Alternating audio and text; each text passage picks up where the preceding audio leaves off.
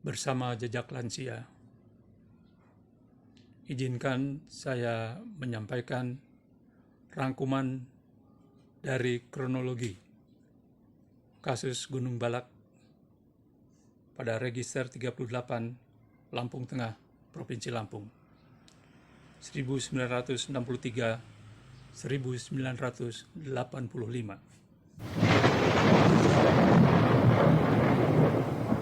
Lahan di register 38 Gunung Balak di Kabupaten Lampung Tengah, Provinsi Lampung, merupakan areal yang sangat subur, terutama untuk jenis tanaman padi, jagung, dan kedelai.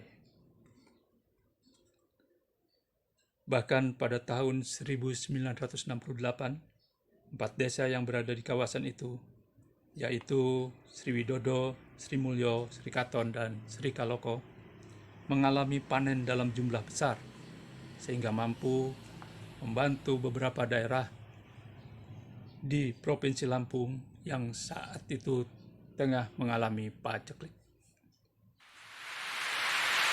Sejak dulu, kondisi kesuburan tanahnya memang sudah dikenal luas, hingga menjadi daya tarik sejumlah petani di kawasan Jawa Timur dan Jawa Tengah. Mereka berlomba mengadu peruntungan ke Gunung Balak melalui jalur transmigrasi swakarsa awal tahun 1960-an.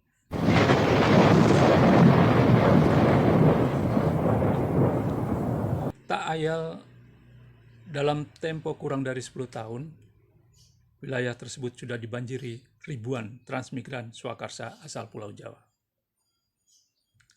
Secara swadaya dan bertahap, mereka membangun tempat tinggal sederhana di beberapa kawasan, yang di kemudian hari menjadi 12 dusun, yakni Sri Katon, Sri Mulyo, Sri Kaloko, Sri Widodo, Bangunjaya, Oganjaya, Sidodadi, Sidorejo, Brawijaya, Mojopahit, Wai Abar, dan Yabakti.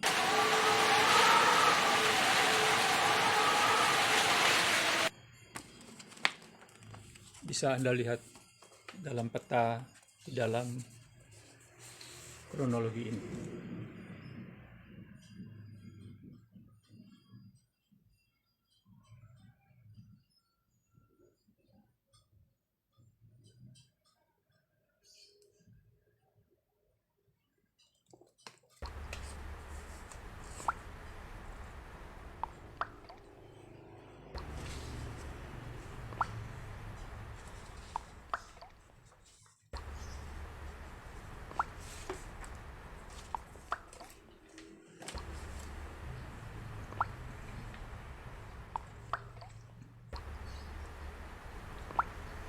Beberapa sarana umum seperti masjid, musola, gereja, pura, sekolah, pos keamanan, kantor desa, dan pasar juga tersedia di beberapa perkampungan tersebut.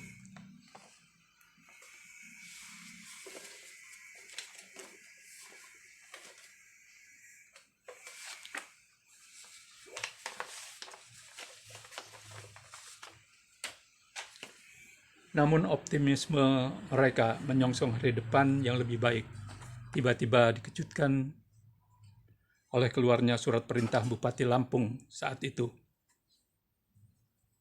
Bupati Lampung Tengah maksud saya. Sebut saja SJT. Yang isinya agar daerah register 38 dikosongkan guna keperluan air waduk Jepara. Ini 19 September 1971. Terkait surat perintah itu, maka dibentuklah tim panitia pengosongan Gunung Balak yang terdiri atas 17 personil. Berlatar belakang camat, kepala negeri, kepala desa, polisi, pagar praja, kepala kampung, dan petugas keamanan setempat. Mereka tak segan melakukan pengejaran terhadap warga yang menolak untuk mengosongkan register 38 dan pindah ke Lampung Utara melalui program transmigrasi lokal atau Translok. Mereka juga tak segan merobohkan rumah yang tetap berdiri di area Register 38.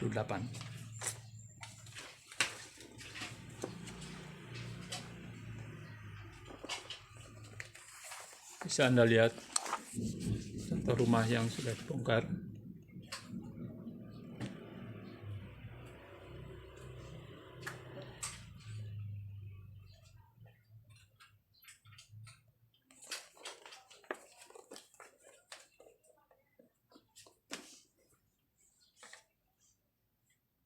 Sikap tim pengosongan yang demikian berimbas pada turunnya harga rumah dan tanaman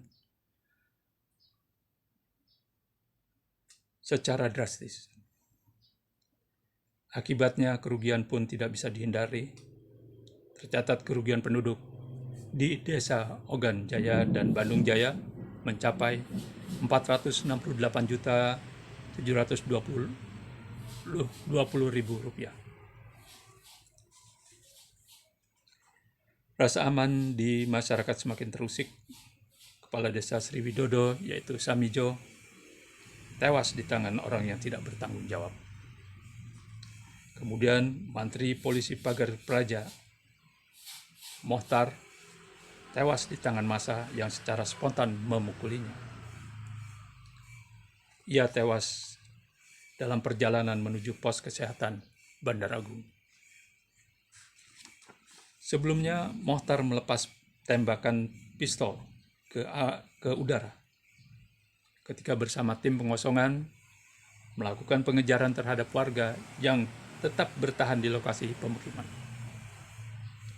Ketika melintas di rawa, ia terjatuh dan pengeroyokan massa pun terjadi.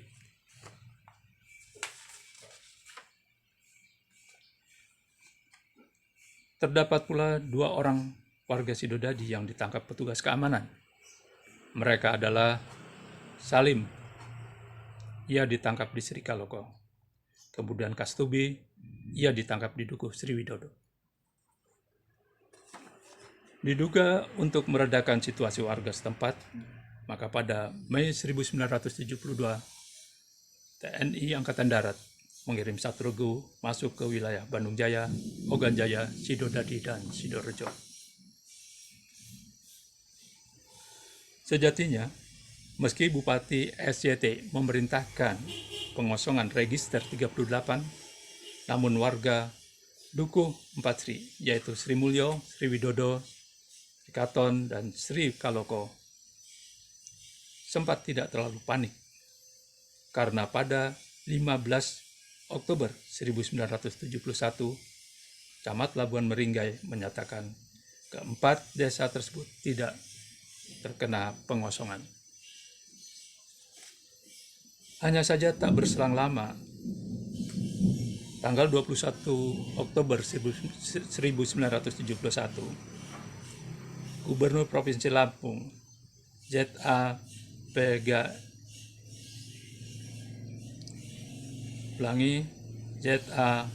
P.A. menerbitkan perintah pengosongan Register 38, termasuk di dalamnya Desa 4 Sri.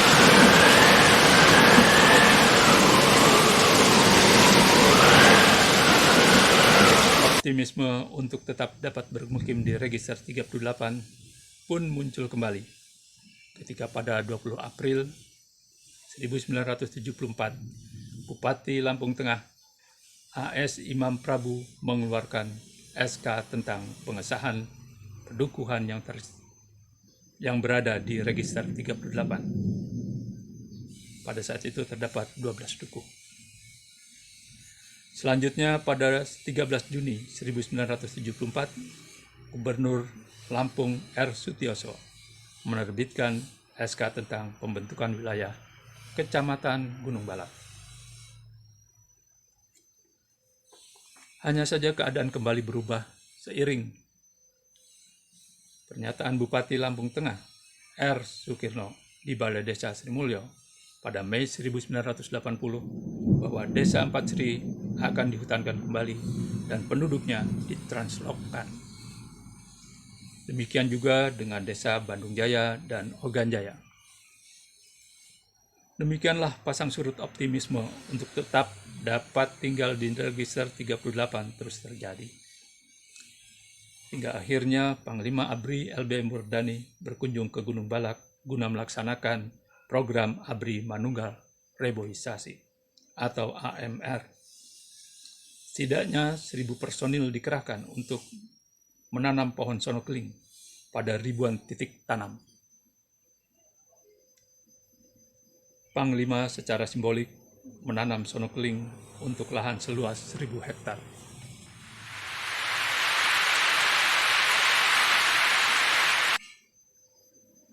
Lantas, mengapa mereka dalam tanda kutip menolak reboisasi?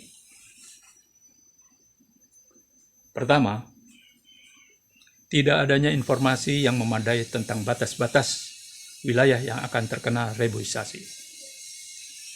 Secara resmi, warga Yabakti telah meminta fotokopi peta rencana reboisasi dimaksud kepada Dinas Kehutanan Lampung Tengah dengan tembusan kepada Menteri Kehutanan, tetapi permohonan tersebut tidak mendapat tanggapan. Berdasarkan target reboisasi seluas 1.000 hektar, maka masyarakat beranggapan bahwa wilayahnya tidak termasuk di dalamnya. Kedua, program Translok yang ditawarkan pemerintah ketika itu sangat minimal sekali dari sisi penyediaan fasilitas kebutuhan untuk hidup di daerah baru, yaitu Lampung Utara. Sementara tidak ada ganti rugi atas tanaman dan bangunan yang akan mereka tinggalkan. Ketiga, adanya informasi bahwa ada pihak tertentu yang akan mengambil lahan mereka, sementara pihak yang memberi informasi tersebut dinilai warga dapat dipercaya. Dan keempat, adanya silang kebijakan antara aparatur lokal, seperti gubernur, bupati, dan camat. Dengan demikian, masyarakat menjadi khawatir kalau lahan register 38 tidak benar-benar akan direboisasi. Sebagaimana diketahui, para warga yang dalam tanda kutip menolak reboisasi atau Translok sudah menghubungi berbagai instansi seperti DPR RI, DPRD tingkat 1 Lampung, Departemen Kehutanan, Dinas Kehutanan Lampung Tengah, Panglima ABRI, dan Kodim, baik secara tatap muka dan atau melalui surat. Di antara warga Gunung Balak juga terdapat yang menyetujui Translok. Meskipun untuk itu, mereka harus membayar antara Rp50.000 sampai dengan Rp100.000 sebagai biaya pendaftarannya. Sementara jadwal pemberangkatan seringkali tidak pasti. Akibatnya seringkali mereka terlunta-lunta dalam rangka menunggu pemberangkatan.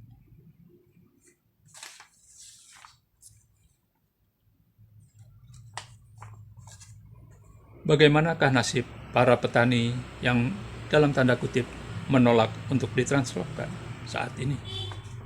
Apakah mereka masih dapat tetap berdiam di areal register 38? Informasi tentang hal itu saya tidak mengetahuinya sama sekali. Kontak saya dengan mereka sudah terputus sejak tahun 1992. Saya akan sangat berterima kasih bila ada pihak-pihak yang dapat memberikan kabar tentang keberadaan desa-desa di Gunung Balak saat ini, seperti Sidorejo misalnya. Desa tempat dulu saya pernah berkunjung ke sana untuk mengunjungi atau bertemu dengan narasumber Mbah Ukrin alias Mbah Abdul Hamid. Hanya saja Sidorejo saat ini sudah menjadi bagian dari Kecamatan Bangunrejo, bukan lagi Kecamatan Gunung Balak. Nampaknya nama Kecamatan Gunung Balak sudah terhapus di pemerintahan Kabupaten Lampung Tengah. Di samping Mbah Ukrin terdapat juga Mbah Sutar, Mbah Mur, Pak Imam Mukti, Pak Jodo, dan Pak Karim. Keseluruhan narasumber ini merupakan sosok yang sangat gigih di dalam penyusunan kronologi kasus Gunung Balak.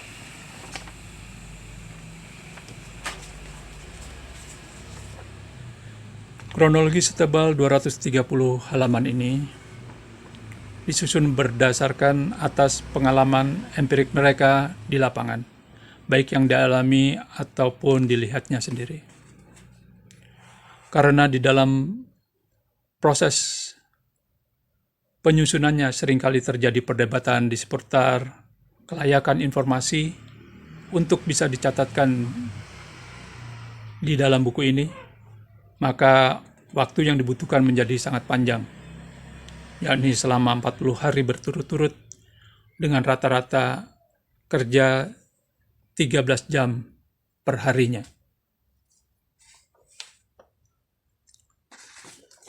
Saya juga akan sangat senang bila para warga di Kecamatan Bangunrejo, khususnya Desa Sidorejo, telah memiliki sertifikat tanah secara gratis, sebagaimana tengah dilaksanakan pemerintahan Presiden Joko Widodo saat ini untuk seluruh Indonesia melalui program pendaftaran tanah sistematis lengkap atau PTSL.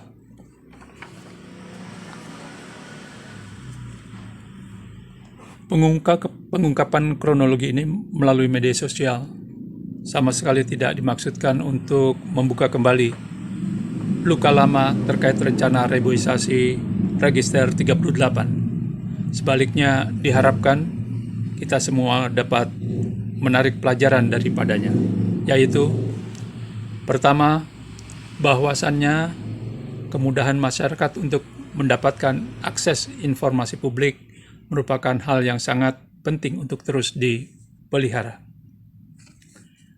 Kedua, bahwasannya sinkronisasi kebijakan publik harus menyelaras dari tingkat pusat hingga ke tingkat pemerintahan lokal.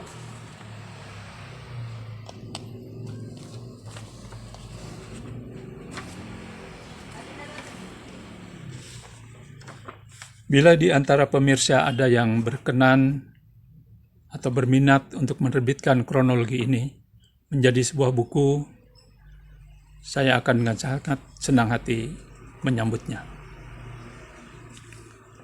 Kronologi ini masih jauh dari kata sempurna. Cross-check hanya sebatas dilakukan di antara para narasumber. Untuk itu, saya mohon maaf bila terdapat hal-hal yang tidak berkenan. Terima kasih.